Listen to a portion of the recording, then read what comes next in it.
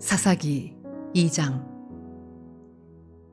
여호와의 사자가 길갈에서부터 복임으로 올라와 말하되, 내가 너희를 애굽에서 올라오게 하여 내가 너희의 조상들에게 맹세한 땅으로 들어가게 하였으며, 또 내가 이르기를 내가 너희와 함께한 언약을 영원히 어기지 아니하리니 너희는 이 땅의 주민과 언약을 맺지 말며 그들의 제단들을 헐라 하였거늘 너희가 내 목소리를 듣지 아니하였으니 어찌하여 그리하였느냐. 그러므로 내가 또 말하기를 내가 그들을 너희 앞에서 쫓아내지 아니하리니 그들이 너희 옆구리에 가시가 될 것이며 그들의 신들이 너희에게 올무가 되리라 하였노라. 여호와의 사자가 이스라엘 모든 자손에게 이 말씀을 이르매 백성이 소리를 높여 운지라. 그러므로 그곳을 이름하여 복임이라 하고 그들이 거기서 여호와께 제사를 드렸더라. 전에 여호수아가 백성을 보내매 이스라엘 자손이 각기 그들의 기업으로 가서 땅을 차지하였고, 백성이 여호수아가 사는 날 동안과 여호수아 뒤에 생존한 장로들 곧 여호와께서 이스라엘을 위하여 행하신 모든 큰 일을 본 자들이 사는 날 동안에 여호와를 섬겼더라. 여호와의 종 눈의 아들 여호수아가 110세에 죽음에 무리가 그의 기업의 경내 에브라임 산지 가하스산 북쪽 딥낫 헤레스에 장사하였고, 그 세대의 사람도 다 그 조상들에게로 돌아갔고, 그 후에 일어난 다른 세대는 여호와를 알지 못하며 여호와께서 이스라엘을 위하여 행하신 일도 알지 못하였더라. 이스라엘 자손이 여호와의 목전에 악을 행하여 바알들을 섬기며 애굽 땅에서 그들을 인도하여 내신 그들의 조상들의 하나님 여호와를 버리고 다른 신들 곧 그들의 주위에 있는 백성의 신들을 따라 그들에게 절하여 여호와를 진노하시게 하였으되, 곧 그들이 여호와를 버리고 바알과 아스타롯을 섬겼으므로 여호와께서 이스라엘에게 진노하사 노력하는 자의 손에 넘겨주사 그들이 노력을 당하게 하시며, 또 주위에 있는 모든 대적의 손에 팔아 넘기심에 그들이 다시는 대적을 당하지 못하였으며, 그들이 어디로 가든지 여호와의 손이 그들에게 재앙을 내리시니 곧 여호와께서 말씀하신 것과 같고 여호와께서 그들에게 맹세하신 것과 같아서 그들의 괴로움이 심하였더라. 여호와께서 사사들을 세우사 노략자의 손에서 그들을 구원하게 하셨으나 그들이 그 사사들에게도 순종하지 아니하고 오히려 다른 신들을 따라가 음행하며 그들에게 절하고 여호와의 명령을 순종하던 그들의 조상들이 행하던 길에서 속히 치우쳐 떠나서 그와 같이 행하지 아니하였더라. 여호와께서 그들을 위하여 사사들을 세우실 때에는 그 사사와 함께 하셨고, 그 사사가 사는 날 동안에는 여호와께서 그들을 대적의 손에서 구원하셨으니 이는 그들이 대적에게 압박과 괴롭게 함을 받아 슬피 부르짖음으로 여호와께서 뜻을 돌이키셨음이거늘, 그 사사가 죽은 후에는 그들이 돌이켜 그들의 조상들보다 더욱 타락하여 다른 신들을 따라 섬기며 그들에게 절하고 그들의 행위와 패역한 길을 그치지 아니하였으므로 여호와께서 이스라엘에게 진노하여 이르시되, 이 백성이 내가 그들의 조상들에게 명령한 언약을 어기고 나의 목소리를 순종하지 아니하였은즉 나도 여호수아가 죽을 때에 남겨둔 이방 민족들을 다시는 그들 앞에서 하나도 쫓아내지 아니하리니 이는 이스라엘이 그들의 조상들이 지킨 것 같이 나 여호와의 도를 지켜 행하나 아니하나 그들을 시험하려 함이라 하시니라. 여호와께서 그 이방 민족들을 머물러 두사 그들을 속히 쫓아내지 아니하셨으며 여호수아의 손에 넘겨주지 아니하셨더라.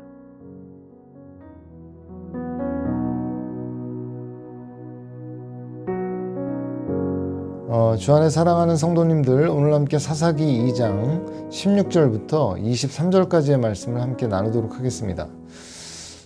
예수님을 처음에 알고 처음에 믿음을 갖게 되면 하나님이 계시다는 것도 확인하게 되고 그분의 사랑이 나와 함께하고 있다는 그 사실 때문에 마냥 즐겁고 행복하기만 합니다.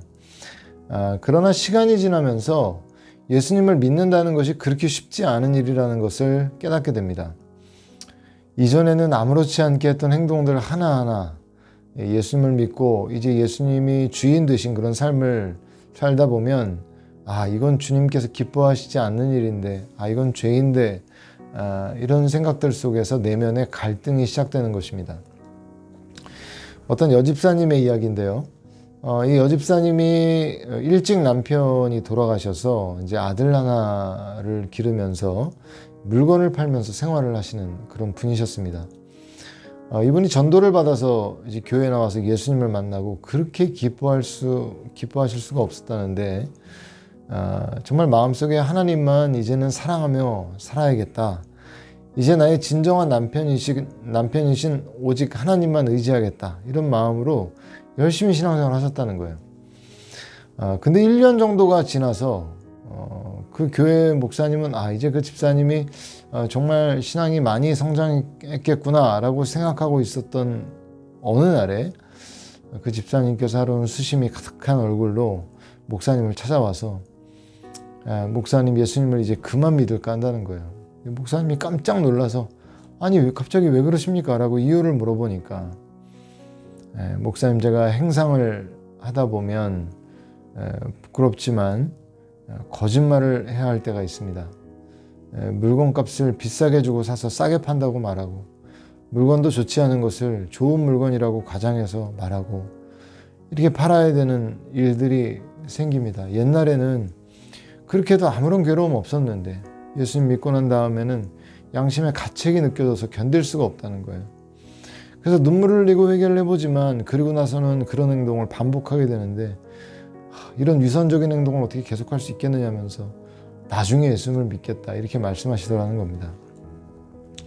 예수님을 안 믿으면 몰라도 예수님을 진정으로 믿는 사람들 안에는 이러한 영적 전쟁이 시작됩니다.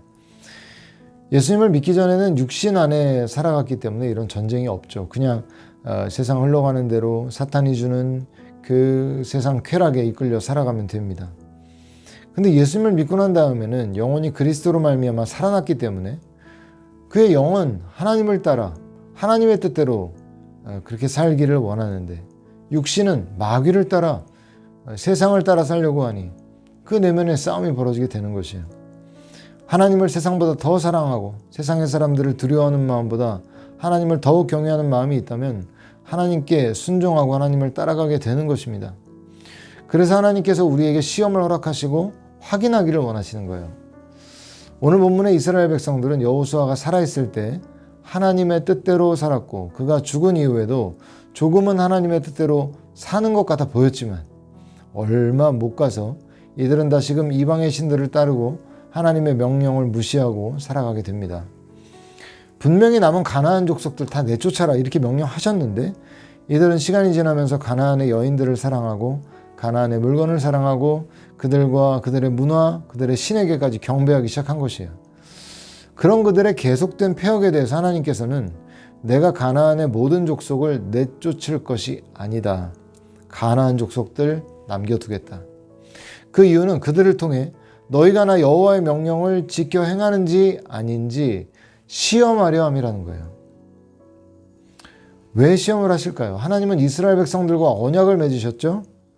그 언약의 말씀대로 그들이 여호와의 말씀을 잘 지켜 행한다면요, 하나님의 그 언약의 약속이 주어지겠지만 그들이 하나님의 말씀을 듣지 않고 삶에서 그 말씀들을 무시하며 살아간다면 그 언약은 그들에게 주어질 수가 없는 것입니다. 하나님께서는 그들이 언약에 신실한지 아닌지를 가나안 백성들에게 어떻게 반응하는지를 통해서 확인하기 위해서 그 가나안 족속들을 남겨두신 것입니다. 하나님께서는 오늘도 성도들의 삶 가운데 이런 테스트를 하십니다. 예수님을 사랑한다고 말하고 예수님 안에 있다고 하지만 자신의 위치를 잘 알지 못하고 살아가는 것입니다. 부자 청년을 기억하실 텐데 부자 청년에게 말씀하시기를 네 모든 소유를 팔아 가난한 자들에게 나눠주고 넌 나를 따르라 이렇게 말씀하셨죠. 그 청년이 물질도 자신의 주인이요 하나님도 자신의 주인 되시기를 원했던 청년입니다. 그런데 예수님은 둘 중에 하나를 택하라는 시험을 하시는 겁니다. 그런데 이 청년은 자신이 얼마나 물질을 사랑하는지 몰랐었어요. 근데 막상 둘 중 하나를 택하라고 하고 보니까 자신은 실상 예수님보다는 물질을 더 사랑하고 있었다는 것을 깨닫게 된 거예요. 그 청년은 놀랍게도 예수님 안에 영생이 있는 것을 알고도 심히 슬퍼하며 떠나갔다고 말씀하고 있습니다. 그 청년은 이 세상에서 살 때는 부유하고 왕처럼 살았을지 몰라도 그 청년이 물질에 대한 사랑을 포기하고 회개하여 예수님께 나오지 않았다면 아마도 구원받지 못해 지금 지옥의 형벌 속에 고통받고 있을 것입니다. 얼마나 어리석은 자입니까? 어떤 세상의 문제 앞에서 때로 극단적인 선택을 해야 할 기로에 놓일 때, 혹은 분명 하나님의 뜻이 아닌 세상의 방법이라는 걸 알면서도 그 길로 가서 어려움에 봉착해 있을 때 우리가 기억해야 됩니다. 우리는 하나님의 테스트 안에 있는 것입니다. 세상을 살아가되 세상에 소망을 두고 있지 않은 사람들은 언제든지 하나님의 말씀에 귀를 기울이고 하나님의 말씀대로 살아가기를 기뻐하고 즐거워할 것이지만, 세상을 살아가되 세상에 소망을 두고 가나안의 영과 결탁하여 사는 사람들은 하나님보다는 이 세상을 붙들고 이 세상에서 영원히 살 것처럼 살아가고 있는 것이에요. 하나님께서는 알기 원하십니다. 확인하고 싶어 하십니다. 그것은 단지 확인 차원이 아닌 하나님께서 예수 그리스도 안에서 우리에게 허락하신 그 모든 약속들을 유업으로 이어받을 자격이 있는지 없는지 사실 더욱 주시고 싶어 하셔서 우리로 이 시험을 거치게 하시는 것입니다. 우리가 정말 하나님을 마음과 뜻과 정성을 다해 사랑하고 경외한다면 우리는 어떠한 상황 속에서도 하나님만을 붙들게 될 줄로 믿습니다. 그런 굳은 믿음으로 살아가시는 저와 여러분들이 되시기를 주님의 이름으로 축원드립니다. 함께 기도하시겠습니다. 하나님 아버지 감사를 드립니다. 오늘도 하나님께서는 우리의 믿음을 확인하시고자 때론 테스트하실 때가 있다는 것을 기억하기 원합니다. 그러할 때 우리가 하나님을 의지하는 대로 우리 믿음의 시험을 잘 통과하여 하나님의 눈에 정말 아름다운 신앙의 모습으로, 삶의 모습으로 하나님께 영광을 올려드릴 수 있는 우리 모두가 될 수 있도록 인도하여 주옵소서. 감사드리며 살아계신 예수님의 이름으로 기도드렸사옵나이다. 아멘.